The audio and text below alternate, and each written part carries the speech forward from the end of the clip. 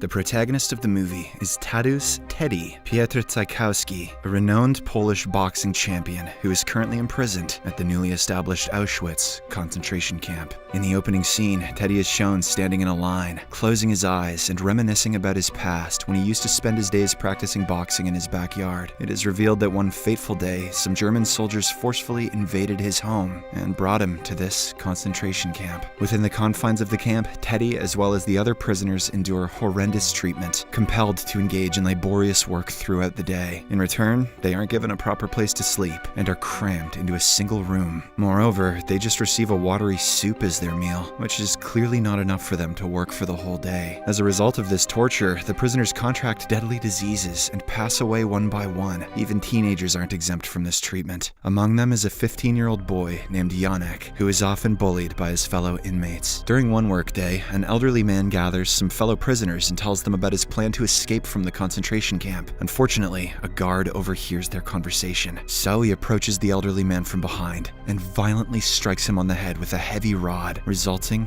in his demise. This frightens everyone present there, but it appears that they are used to such barbaric acts. Later that day, Janek approaches Teddy and recognizes him as the best boxer from Warsaw. The young boy then reveals that he is a big fan of Teddy, recalling how he used to watch his boxing performances on television. However, Teddy cautions Janek against discussing their identities, as this concentration camp shows no regard for anyone's individuality. The next day, Teddy is assigned to work at the residence of a German general. Seizing this opportunity, he discreetly stuffs some apples inside his clothes. Afterwards, he shares an apple with Janek, who selflessly offers it to an elderly man. Witnessing this act of kindness, Teddy passes another apple to Janek, urging him to eat it himself. Suddenly, a group of German soldiers, having learned about the stolen apples, storm in and arrest Teddy, Janek, and the old man. They are taken to an execution site where the soldiers carry out ruthless punishment upon those who defy their orders. At first, the old man is instructed to place an apple on top of his head. However, instead of shooting at the apple, the soldier takes aim at the old man's head and tragically shoots him to death. The apple still hits the ground, and Isaac Newton is still right. After this, Teddy is also asked to position the apple on his own head, but the latter refuses and opts to eat it instead. Surprisingly, Teddy's display of courage impresses the soldiers, so they decide to spare his life. However, they seize Janek and subject him to a brutal punishment right in front of Teddy's eyes. This pains our protagonist a lot, but he cannot do anything about it. That night, Teddy, who is still overwhelmed by the guilt, regrets involving the young boy in all of this, which makes him unable to sleep. Meanwhile, a heart-wrenching scene unfolds as a large group of Jewish people, including little kids, are herded into a gas chamber. A soldier then pours lethal gas into the chamber, mercilessly snuffing out the lives of all those inside. As days pass, the prisoners' situation grows increasingly difficult, as they are forced to commence their brutal labor before sunrise with even less food than before. One day, a soldier tosses a piece of food onto the ground, triggering a desperate struggle among the starving prisoners to acquire it. The soldier seems to enjoy this scene, so he devises a new plan. He orders two prisoners to engage in a contest of slapping, promising that the winner will receive an additional piece of food. After the first round, Teddy is drawn into the competition. Using his skills as a boxing champion, he easily dodges his opponent's attacks and lands the winning blow. Dana White then appears and says, "I think I can make some money off of this." Shortly after, a German officer, who happens to be a boxer as well, arrives at the scene and challenges Teddy to a first blood match. The latter agrees right away, and so the match begins. From the very start, the officer launches relentless attacks against Teddy, but our hero skillfully evades every blow. And when the opportunity arises, he delivers a powerful punch to the officer's face, securing victory. Impressed by Teddy's technique and fearlessness, the German officer respects his skill and rewards him with a substantial piece of bread. Teddy then returns to his fellow prisoners and shares the food with them. As everyone is happily eating, Teddy notices that Janek is suffering from a persistent cough and cold due to the lack of proper food and rest. The illness gradually worsens, escalating into a fever that eventually develops into pneumonia. Deeply concerned for the boy's well-being, Teddy approaches the same German officer the following morning, pleading for some food and medicine. The officer agrees to help, but stipulates that Teddy must comply with his condition. Following this, the officer escorts Teddy to his superiors and tells them about his exceptional boxing skills. Recognizing the absence of any form of entertainment within the camp, the officer proposes organizing a boxing match where Teddy would face off against other fighters. Initially, the superiors express skepticism, doubting whether the skinny Teddy can endure even a minute in the ring. However, the officer manages to persuade his superiors, convincing them to give it a try. The scene then cuts to the first boxing match within the camp, where Teddy is assigned to face another skilled boxer. As the match begins, ends, Teddy finds himself cornered by his opponent in the first round. However, he makes a strong comeback in the second round, delivering a series of powerful punches that ultimately leads him to victory. This achievement not only impresses the German superiors, but also the son of the German general, Rudy, who is among the spectators. As a reward, Teddy is provided with extra food and water. He is also promoted to work in the horse stable, where he is assured with more food. Later that night, Teddy visits the camp's infirmary to have his wounds treated. Upon finishing his treatment, he approaches the nurse and requests medicine for pneumonia. Unlike the camp guards, the nurse appears to be kind, so she gives Teddy a bunch of different medications. After this, Teddy heads to the sick ward, where numerous workers are in critical condition. He administers pneumonia medicine to Yannick and hands the remaining medication to a healthcare worker present there. Now employed at the horse stable, Teddy finds himself with more leisure time, which he utilizes to practice boxing. After a few weeks, Yannick finally recovers, and Teddy arranges for him to work at the infirmary. There, the young boy meets a beautiful girl named Helsia, and the two quickly become friends. Over time, Teddy gains a good shape due to improved food and rest. Yannick's situation also improves, but the rest are prisoners, still suffering in the same way. They are subjected to inhumane treatment just like animals, and Jewish people are cruelly executed on a daily basis. Moreover, the lack of proper medication and care in the sick ward leads to a lot of deaths. Because of this, Teddy makes every effort to assist his fellow prisoners. He emerges victorious in all the matches he is placed in, and shares his rewarded food with his fellow inmates. In addition, he secretly transports vital medicines from the infirmary to the sick ward in order to provide some relief to the suffering inmates. One day, German soldiers summon a formidable opponent from another prison to face Teddy, hoping to see a new victor. However, Teddy's exceptional agility and boxing skill proves to be dominant over the big guy, ultimately securing him the victory. As a result, Teddy appears to be rewarded with a more generous portion of food, which he selflessly shares with his fellow inmates as he has done before. Call him Teddy Rosenfeld because this dude is smooth. In the next scene, Rudy falls ill and the doctor reveals that he has typhoid. Sadly, the young boy passes away because of the disease, leaving the general devastated. The following morning, Teddy observes lifeless bodies being carried outside the camp gate. To his dismay, the dead bodies turn out to be of those who Teddy defeated in the boxing match. Overwhelmed by guilt, he decides to no longer participate in any more fights. However, when Yannick gets to know of this, he urges Teddy to keep going, saying that he is the prisoner's only hope. That same night, as usual, a group of Jewish people are ordered to form a line and enter the gas chamber. This time, the group includes Helsia, who had been caught stealing food. One of the soldiers holds her at gunpoint, demanding she remove her clothing. Unexpectedly, the girl seizes the soldier's gun and shoots him instead. In a retaliatory response, the remaining soldiers open fire, tragically killing Helsia. Amidst the chaos, other innocent prisoners also fall victim to the gunfire. Yannick witnesses the horrifying incident from a distance and is devastated by the loss of Helsia. Later, it is revealed that the German general has also sustained a gunshot wound to his hand, due to which he is taken to the infirmary. There, he learns that Yannick was assigned to work in the infirmary without proper authorization. As a result, the general takes Yannick into custody and subjects him to torturous treatment. When Teddy learns of this the following day, he approaches the higher-ranking officials and pleads for the release of the young boy. However, the officials deny his request. Determined to secure Yannick's freedom, Teddy proposes a deal. He offers to face the best German boxer, Hammerschlag, in exchange for Yannick's release. Teddy further stipulates that if the officials reject the deal, he will stop participating in any further matches. After a bit of deliberation, the officials decide to accept the deal. However, they have a plan in mind, so that Teddy doesn't win the match. The fight takes place in the evening, and both the opponents get ready. As the match starts, Teddy struggles to counter the barrage of attacks thrown by Hammerschlag. In the first round, he is easily overpowered by his adversary. However, in the second round, Teddy manages to land some significant punches on Hammerschlag. Witnessing their top boxer being beaten, the officials discreetly signal the referee to announce a round break. The officials then make Teddy drink a mysterious liquid before starting the third round. This unknown drink soon shows its effect, causing Teddy's vision to get blurred and making him feel dizzy. Turns out Hammerschlager is even more potent than Goldschlager. Exploiting this advantage, Hammerschlag delivers a powerful blow that knocks Teddy to the ground. With this, the German officials declare their boxer as the winner, concluding the match instantly. Shortly after, Teddy regains his footing and requests to continue fighting. In response, the soldiers bring forth a brutally injured Yannick and toss him in front of Teddy. The higher-ranking officials then command Teddy to fight against the boy, or else face the threat of Yannick being shot and killed. Our hero hesitates for a while, as he doesn't want to harm his best friend extend any further. Unfortunately, because of this slight deliberation, one of the soldiers ruthlessly shoots Yannick and kills him on the spot. Teddy is also tied to a pole and hanged there for a whole night. This is the first story I've read since coming back from vacation. These vibes suck. The following morning, a soldier releases Teddy from his restraints and instructs him to get back to work. However, he instead makes his way to the area where the deceased bodies are being cremated. With a heavy heart, Teddy searches for Yannick's remains, but only manages to find a toy that belonged to him. Clutching it, Teddy mourns for a while, but then gathers his resolve and makes a courageous vow to defeat Hammerschlag. With newfound determination, he then enters the boxing ring where Hammerschlag is fighting other prisoners. To everyone's astonishment, Teddy challenges the big guy to a duel, and the latter promptly accepts. Notably, a guest in the audience is revealed to be the warden of another prison, who recognizes Teddy from their encounter in Warsaw. Confident in Teddy's abilities, the warden places a bet in his favor. The match commences, and initially, Teddy deliberately endures a barrage of punches from his opponent without retaliating. His face becomes stained with blood, yet he maintains a smile. But